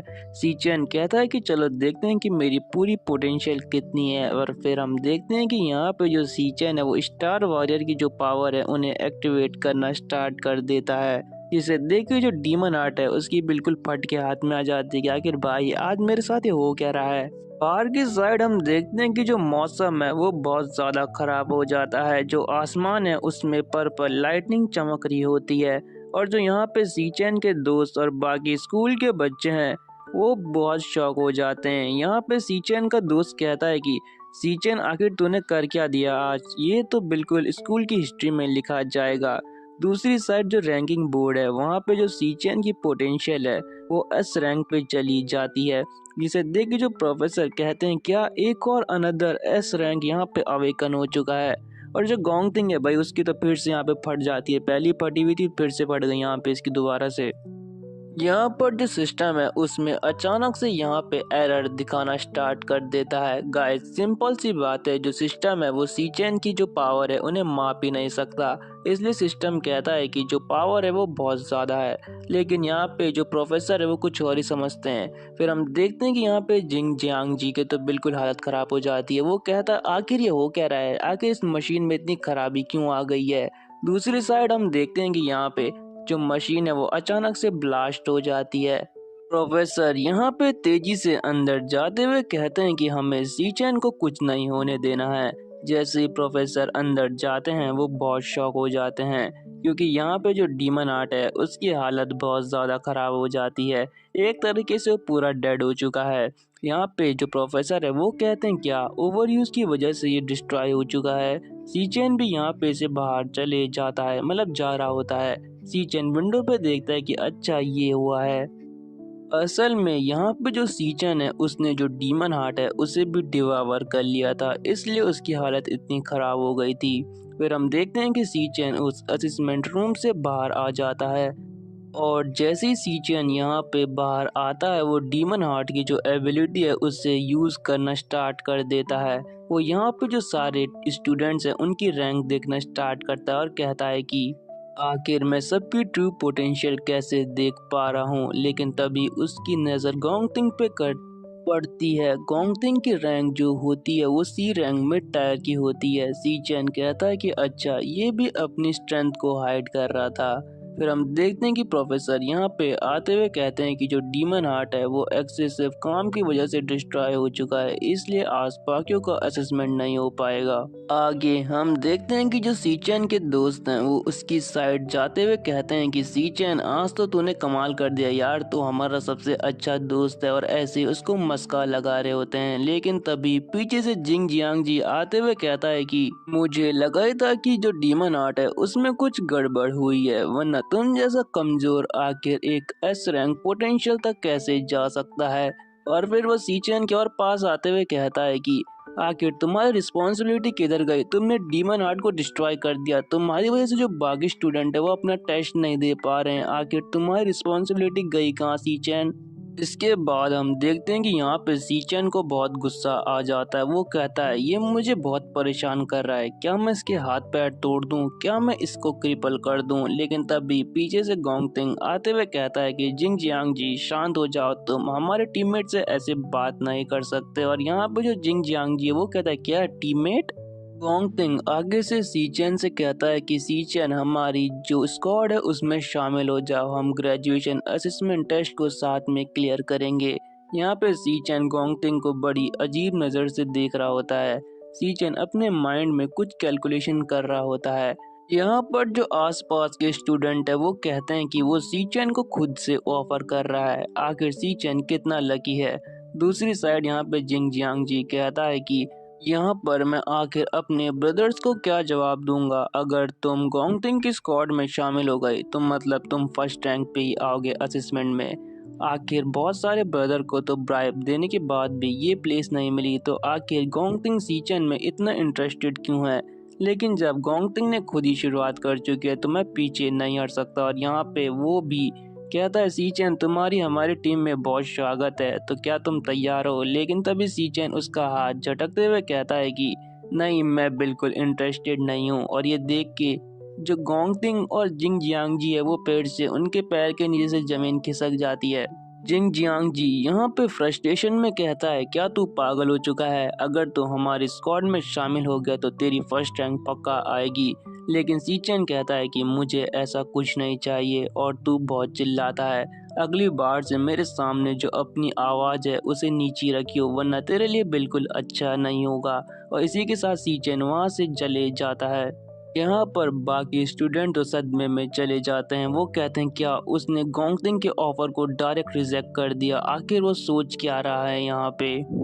स्टूडेंट ये भी बात कर रहे होते हैं कि सीचेन की इतनी अच्छी रैंक आई है तो इसका मतलब वो अपने आप को फर्स्ट पोजीशन पे लाना चाहता है, इसीलिए उसने गोंगतिंग के जो ऑफर है उसे रिजेक्ट कर लिया। लगता है कि अब कंपटीशन देखने में मजा आएगा। यहाँ पर मालोंग और उसके बाकी दोस्त भी इन दोनों पे हंस रहे होते हैं, लेकिन जो गोंगतिंग है वो यहाँ पे कह रहा होता है कि कोई बात नहीं सीचेन, लगता है कि तुम्हारे अपने कुछ प्लान्स है जिन्हें तुम पूरा करना चाहते हो। और इसी सीन के साथ ये एपिसोड एंड हो जाएगा। गाइस, मैं बहुत टाइम से वीडियो नहीं डाल रहा हूँ, मेरे कुछ पर्सनल रीज़न है, लेकिन अब मैं कंसिस्टेंसी से वीडियो डालने की पूरी कोशिश करूँगा। इसलिए आप मेरे चैनल को लाइक एंड सब्सक्राइब कर दीजिए। Thanks for watching and stay tuned with our channel. Bye. Episode के स्टार्टिंग में हम यहाँ पे प्रिंसिपल और उस लड़की को देखते हैं। प्रिंसिपल यहाँ पे कहता है कि मुझे लगा कि इस साल हमारी एकेडमी में एक नया रिकॉर्ड बनने वाला है, लेकिन सीचेन ने तो गोंगतिंग के ऑफर को रिजेक्ट कर चुका है। सामने से वो लड़की कहती है कि जो गोंगतिंग है वो बहुत ज़्यादा स्ट्रॉन्ग फैमिली से आता है। अगर उसने गोंगतिंग को रिजेक्ट करा है तो इसका सिर्फ एक ही मतलब है कि अब वार होने वाली है। लगता है कि आगे जो कुछ भी होगा वो बहुत इंटरेस्टिंग होगा। दूसरी साइड हम जिंग जियांगजी को देखते हैं, जो कहता है कि एक एरर की वजह से वो पूरी स्पॉटलाइट अपने ऊपर ले गया, लेकिन क्या वो असली में अपने आप को इतना ज़्यादा पावरफुल समझ रहा है? मुझे तो ये बात कुछ हजम नहीं हो रही। लेकिन तभी गोंगतिंग पीछे से कहता है कि अगर वो असेसमेंट सही हुआ तो क्या होगा? मैं सीचेन को जो फर्स्ट रैंक है वो छीनने बिल्कुल नहीं दे सकता। तो यहाँ पे आगे से जिंग जियांगजी कहता है कि हम नोबल फैमिली से आते हैं, हम चुपके चुपके से जो डीमन लायर हैं उनमें ट्रेनिंग करते हैं, और जो सीचन है वो सिर्फ एक रेगुलर स्टूडेंट है। क्या हमें उसे एक अच्छा सबक सिखाना चाहिए? तभी गोंगतिंग पीछे से कहता है कि जिंग जियांगजी, क्या तुम्हें मैं इतना बुरा आदमी लगता हूँ जो मैं ऐसा करने की सोचूंगा? मेरा ऐसा कोई मतलब नहीं था।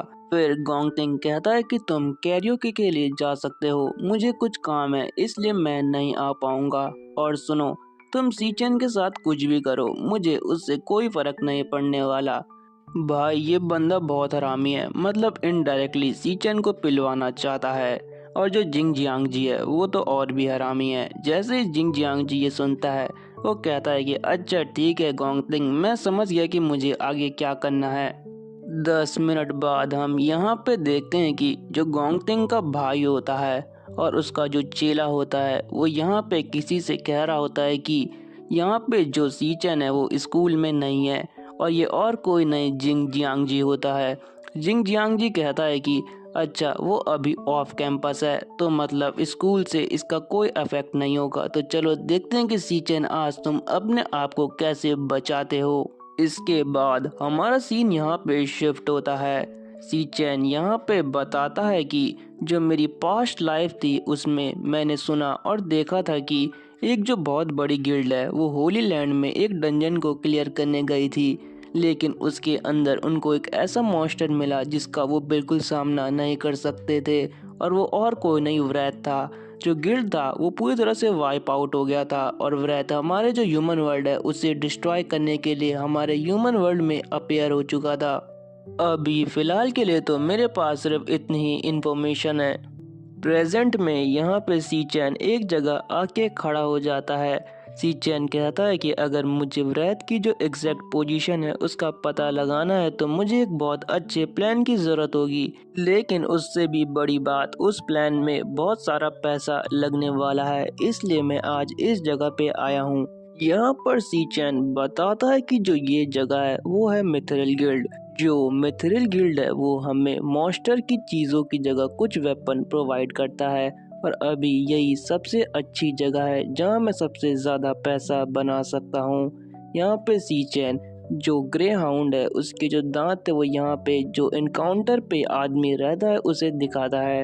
वो आदमी कहता है कि तुम तो एक स्टूडेंट हो, आखिर तुम्हारे पास ये चीजें कहाँ से आई। सी चैन यहाँ पे बोलता है कि किसी मॉन्स्टर ने ड्रॉप कर दिया था तो मैंने उठा लिए। पीछे जो लड़की होती है वो कहती है कि ये तो ई रैंक ग्रे हाउंड के फैंग्स हैं।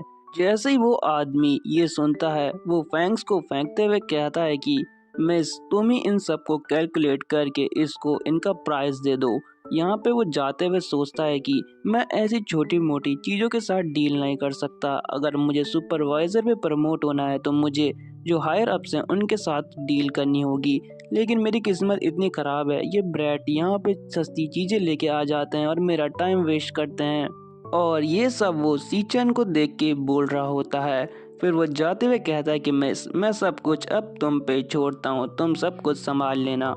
इसके बाद वो सीचन को वो लड़की 18,000 रुपये दे देती है। सीचन कहता है कि अभी रेंट चुकाने के लिए ये पैसे काफ़ी हैं।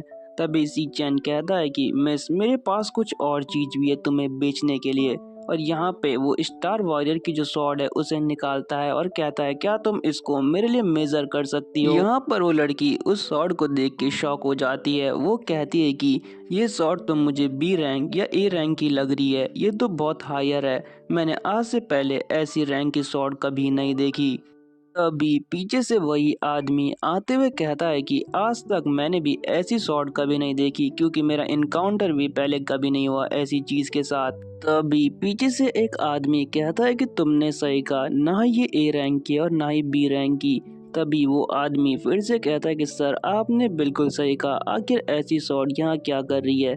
लेकिन तभी वो आदमी आगे से कहता है कि नहीं, मैं क्लियरली देख सकता हूँ कि ये स्वॉर्ड एप्साइल लैंड की है और ये क्लियरली एक एस रैंक वेपन है, जिसे देख के जो आगे वाला वो बंदा होता है और उसके साथ जो लड़की होती है उनके तो बिल्कुल होश उड़ जाते हैं, उनका मुंह खुला का खुला रह जाता है।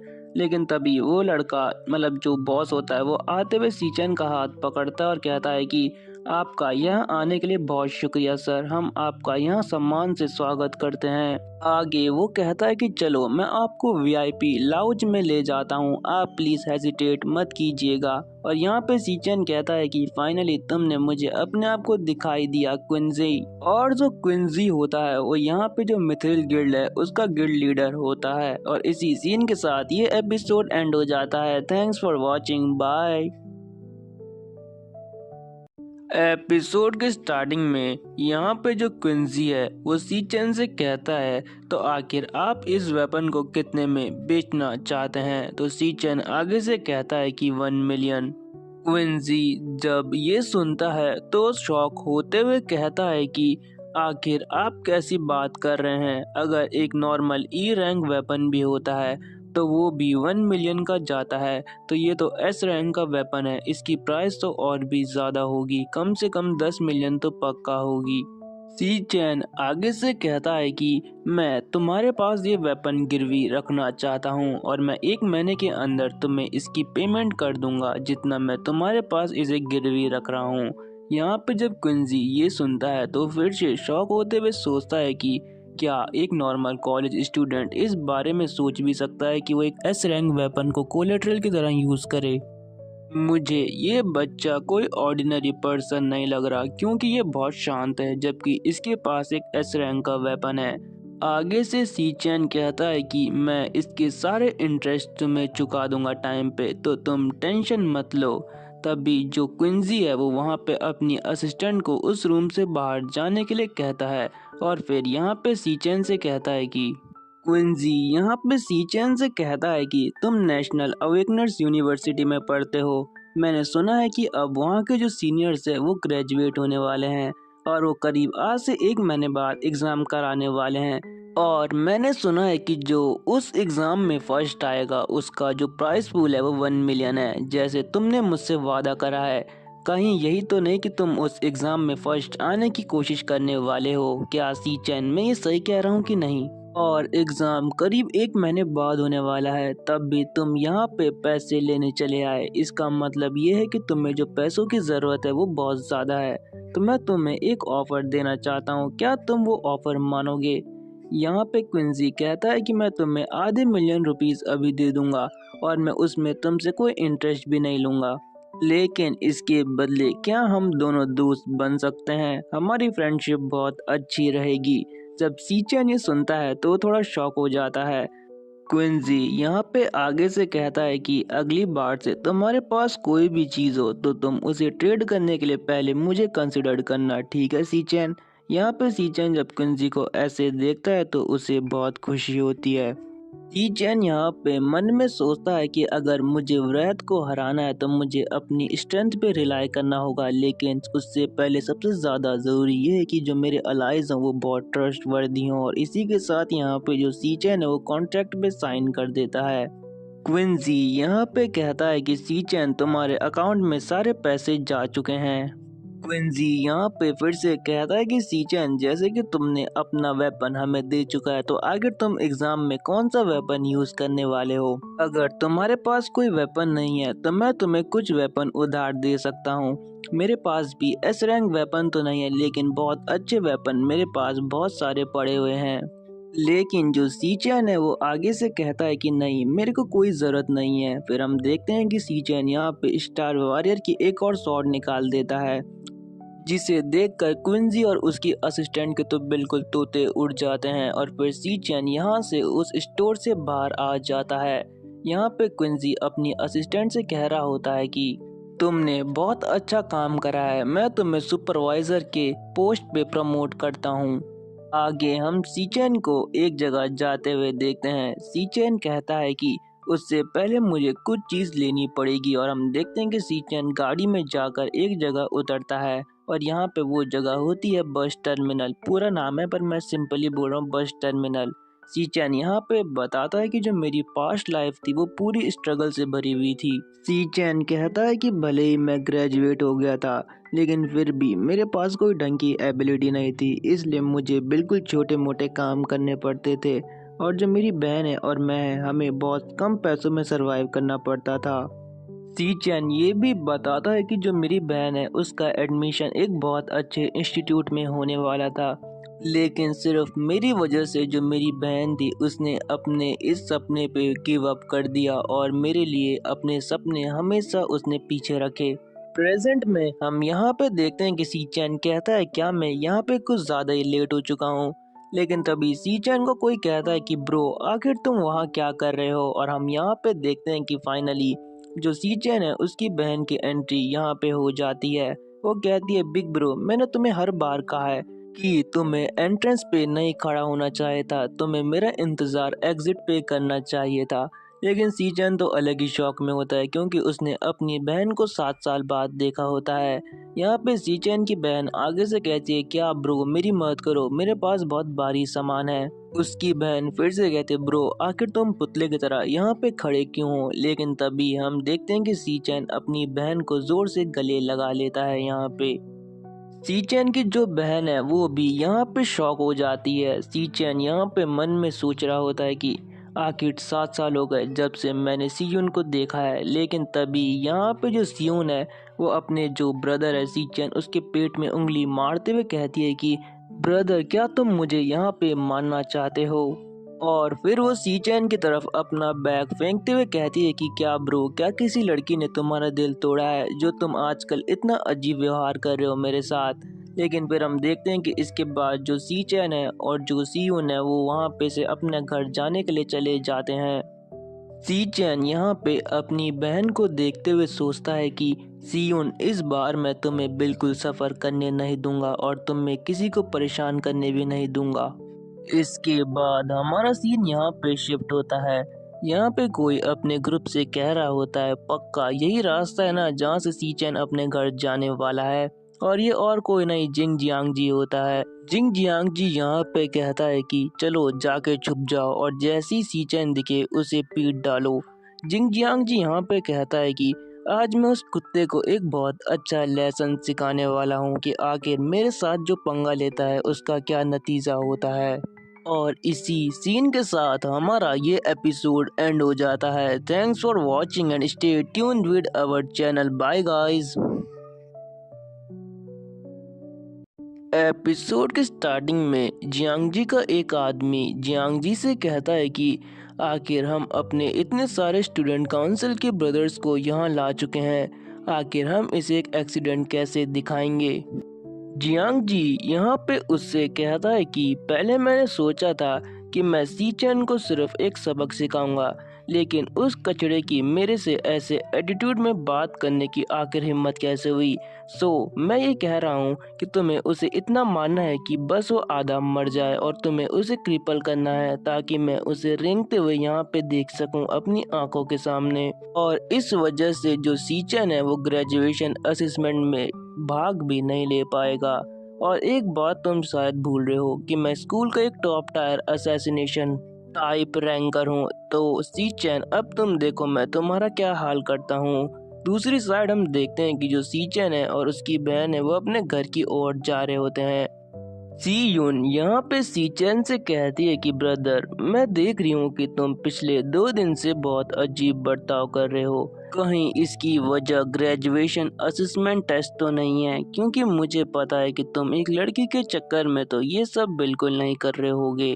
अगर तुम्हारा ग्रेजुएशन असेसमेंट अच्छा नहीं जाता तो ऐसे तुम्हें टेंशन लेने की कोई ज़रूरत नहीं है, क्योंकि जो लाइफ है वो अभी बहुत बड़ी है। तुम्हें फ्यूचर में बहुत सारी कुछ और अपॉर्चुनिटी भी मिलेंगी, तो तुम्हें ऐसे निराश नहीं होना चाहिए ब्रदर। सीचैन यहाँ पे मन में सोच रहा होता है कि लगता है कि इसने मेरा बिहेवियर नोटिस कर लिया है, लेकिन लगता है कि इसको ये नहीं पता चला कि मैं अवेकंड हो चुका हूँ। अभी सियोन को ये लग रहा है कि हम फिर से वही अपनी पुरानी जिंदगी जीने वाले हैं, लेकिन ऐसा बिल्कुल नहीं है। इस बार सब कुछ बदल जाएगा सियोन।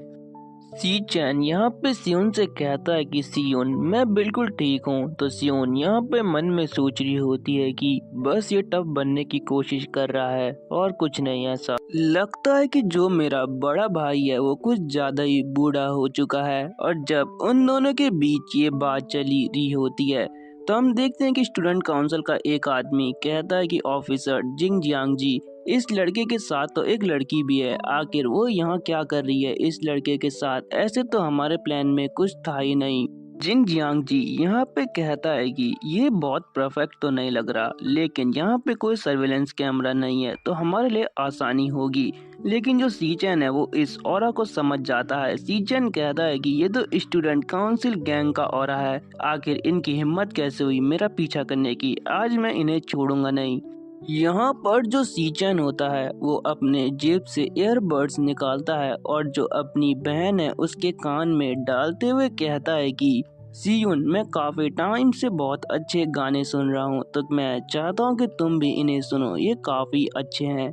यहाँ पे सियुन कहती है कि ब्रदर, आखिर तुम कब से गाना सुनना स्टार्ट करे हो? लेकिन चलो मैं सुन लेती हूँ, ऐसा वो मन में कहती है और कहती है कि इससे मैं अपने बिग ब्रदर को और भी अच्छी तरह समझ पाऊंगी कि आखिर वो अपने आप को शांत करने के लिए क्या करते हैं। दूसरी साइड हम देखते हैं कि यहाँ पे सीचैन बहुत गुस्से में होता है।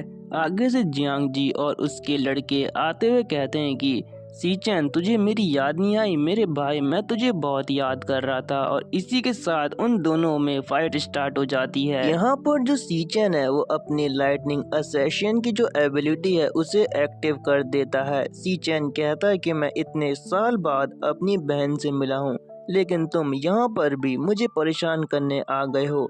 आज मैं तुम्हें बहुत अच्छा सबक सिखाऊंगा। इसी के साथ सीचैन बहुत तेजी से जाकर उनमें से एक बंदे के मुंह पे अपनी किक को लैंड कर देता है, और वो किक इतनी खतरनाक होती है कि जो सामने वाला बंदा होता है उसके थोबड़े का कचुम्बर बन जाता है वहाँ पे। और जो यहाँ पे बाकी लोग होते हैं वो ये सब चीज देख के थोड़ा शॉक हो जाते हैं। दूसरी साइड सियुन तो अभी भी यहाँ पे म्यूजिक सुन रही होती है, लेकिन जो सीचैन होता है वो अभी भी यहाँ पे बहुत गुस्से में आगे बढ़ रहा होता है। और हम देखते हैं कि वो उनमें से एक और बंदे पे अटैक कर देता है। उस बंदे की यहाँ पे तो हालत पहले ही खराब हो जाती है, लेकिन सीचैन उसको पीटता है, फिर दूसरे को पीटता है, फिर तीसरे को पीटता है, और ऐसी वो वहाँ पे जो सारे बंदे हैं उनको बिल्कुल कुत्ता बना देता है, भाई कुत्ता भर देता है उनका। और लास्ट में जो एक दो बचे होते हैं ना, उनमें से एक के मुंह पे बहुत तेज लात मारता है। लेकिन जब ये सब कुछ चल ही रहा होता है तभी हम देखते हैं कि एक और आदमी कहीं से आकर सीचेन को मुक्का मारने की कोशिश करता है। लेकिन सीचेन यहाँ पे इतने गुस्से में होता है ना कि वो उसका हाथ ही तोड़ देता है। और वो बंदा कहता है कि अरे नहीं, इसने मेरा हाथ ही तोड़ दिया,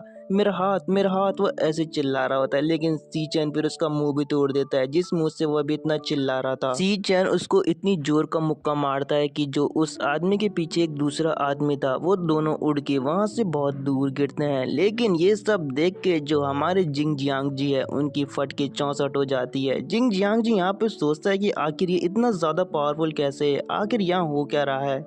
लेकिन जो सीचेन है वो अपनी पावर को और बढ़ाते हुए लाइटनिंग एसोसिएशन का यूज करते हुए जो बाकी के जो गोंगतिंग बोल रहा हूँ मैं यहाँ पे, जो जिंग जियांग जी है उनके बंदों को पेल रहा होता है। और कहता है कि जिंग जियांग जी, आज मैं तुझे छोड़ूंगा नहीं, आज तू पिटने के लिए तैयार हो जा। आखिर तेरी हिम्मत कैसे हुई मेरी बहन को ऐसे परेशान करने की। और ऐसे कहते हुए सीचेन जिंग जियांग जी के बहुत पास आ जाता है। लेकिन जिंग जियांग जी यहाँ पे मन में सोचता है कि मैं स्कूल का सबसे टॉप क्लास का असैसिन टाइप रैंकर हूँ, आखिर तेरी हिम्मत कैसे हुई मेरे पे अटैक करने की। आज मैं तुझे छोड़ूंगा नहीं, आज मैं तुझे दिखाऊंगा कि आखिर जिंग जियांग जी क्या कर सकता है। जैसे जिंग जियांग जी ये बोलता है तभी हम देखते हैं कि जो सीचेन है उसका मुक्का उसके मुंह पे लैंड हो जाता है। और जिंग जियांग जी की भाई यहाँ पे बिल्कुल गीली हो जाती है, भाई गीली। और फिर सीचेन फिर भी नहीं रुकता, वो उसको लगातार मारे जा रहा होता है। जहाँ भी वो एक मुक्का मारता फिर दूसरी जगह जाके दोबारा जिंग जियांग जी को पीट रहा होता है। भाई जिंग जियांग जी को समझ नहीं आ रहा होता आखिर उसके साथ हो क्या रहा है यहाँ पे। आगे फिर हम देखते हैं कि सीचेन भाई उसको पेल ही रहा होता है और लास्ट में एक इतना खतरनाक मुक्का मारता है ना कि जिंग जियांग जी जो होता है वो यहाँ पे जो जमीन है ना उसके अंदर पूरा धंस जाता है तोड़ के। और लास्ट में वो अपनी आंखें खोलता है और उसके सामने और कोई नहीं, हमारा सीचेन खड़ा होता है। सीचेन कहता है कि मैंने तुझे पहले ही कहा था मुझे परेशान करने की कोशिश मत करियो। क्या तुझे इंसानों की भाषा समझ में नहीं आती क्या? दोबारा बोल जिंग जियांग जी, आखिर क्या तू मुझे फिर परेशान करने की कोशिश करेगा? और इसी ओवर पावर्ड सीन के साथ ये एपिसोड एंड हो जाता है। Thanks for watching and stay tuned with our channel. Bye.